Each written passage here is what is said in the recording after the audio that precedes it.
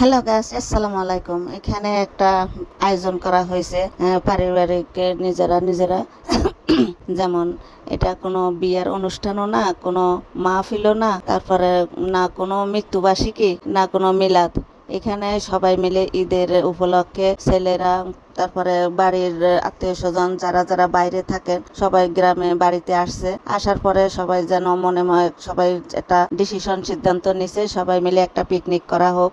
এখন এই পিকনিকটার আয়োজন করার জন্য সবাই মিলে টাকা দিয়ে এখন বাড়িতে নিজেরা নিজেরা রান্না বান্না করে সবাই খাওয়া দাওয়ার একটা ব্যবস্থা করছে। এখন এই খাওয়া দাওয়ার মধ্যে যেমন আনন্দই আলাদা। এই বছরে একবার করে এইভাবে পিকনিক করা হয় প্রতি বছর, সবাই মিলে সবার কাছে ভালো লাগে। তাই আজকে এরকম করা হয়েছে।